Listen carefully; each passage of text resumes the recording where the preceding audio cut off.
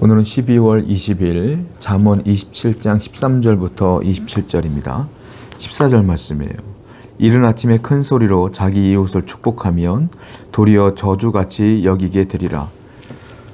축복하는 이야기인데 근데 이 축복이 조금 이상해요. 이른 아침에 큰 소리를 치면서 자기 이웃을 축복하는 사람이 있어요. 그러면 그 축복을 받는 사람은 도리어 저주같이 여길 수밖에 없다는 거예요. 한참 모든 마을 사람들이 잠을 자고 있는데 그 이른 아침에 일어나가지고요.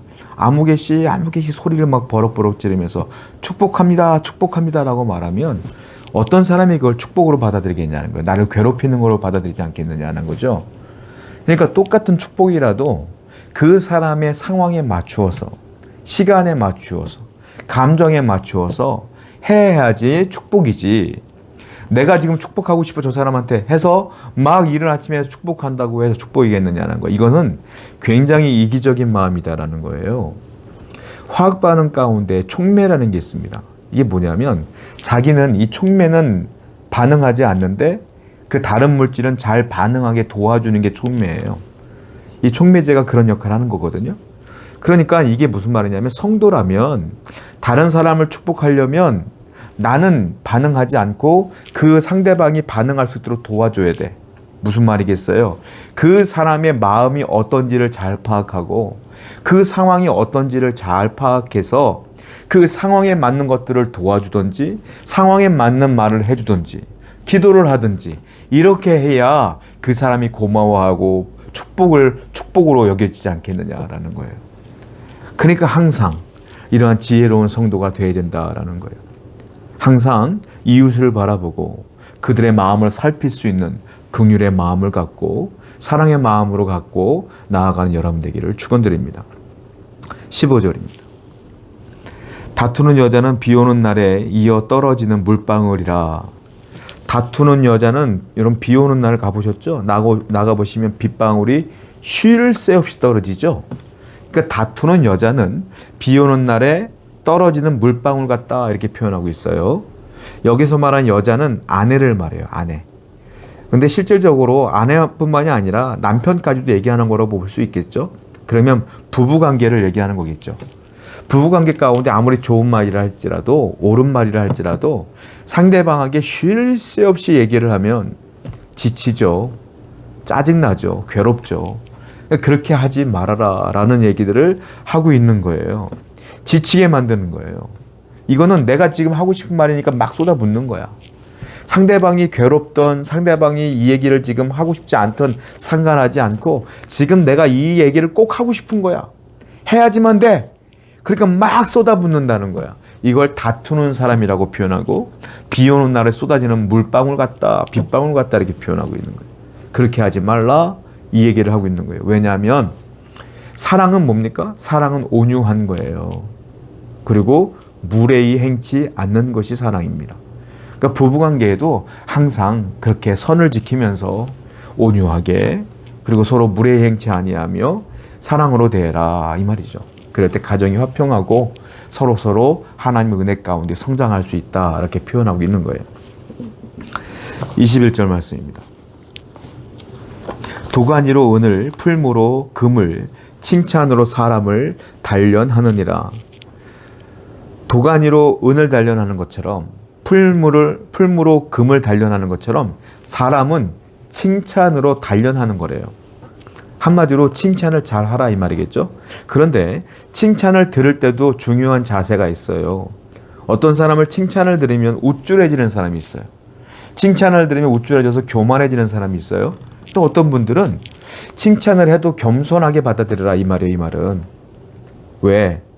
내가 잘해서가 아니라 내 안에 계신 하나님이 역사하신 것이라 늘 생각하며 겸손하라 이 말이겠죠.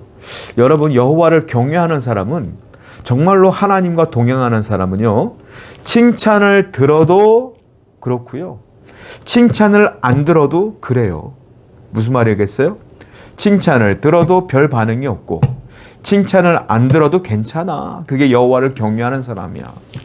그런데 여호와를 경외하지 않으면 칭찬 조금 받으면 우쭐해지고 교만해진다는 거죠. 그리고 욕 한번 먹으면 막 절망하고 좌절한다는 거야.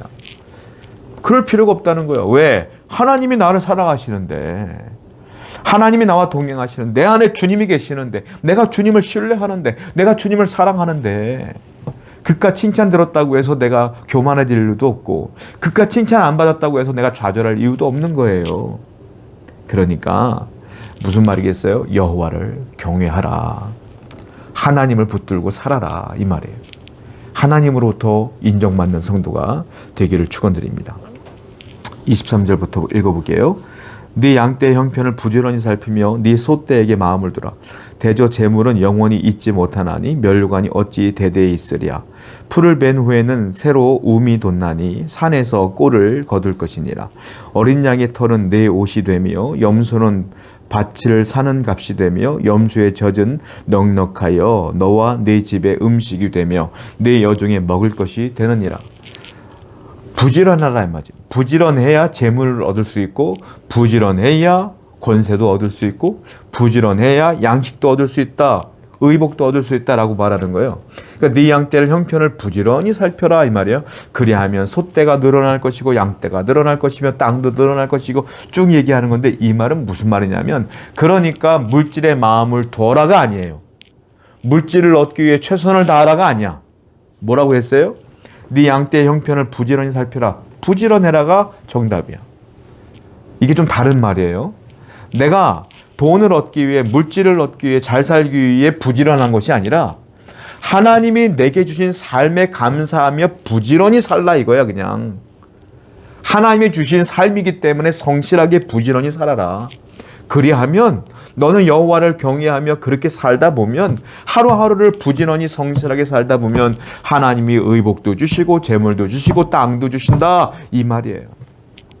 헛된 것에 마음을 두고 일하는 게 아니라 하나님께 마음을 두고 최선을 다해 살아라. 그래야만 하나님이 주신다. 오늘도 헛된 것에 마음을 두지 아니하며 여호와를 경외하는 마음으로 오늘을 성실하게, 하나님의 영광을 위해 성실하게 부지런히 살아가는 여러분 되기를 축원드립니다. 그리하면 삶의 열매를 하나님께서 여러분들에게 주실 겁니다. 기도하겠어요. 참 지혜는 여호와를 경외하는 것입니다. 늘 여호와를 경외하며 하나님과 동행하는 삶을 살게 해 주시옵소서. 예수님의 이름으로 기도드렸습니다. 아멘.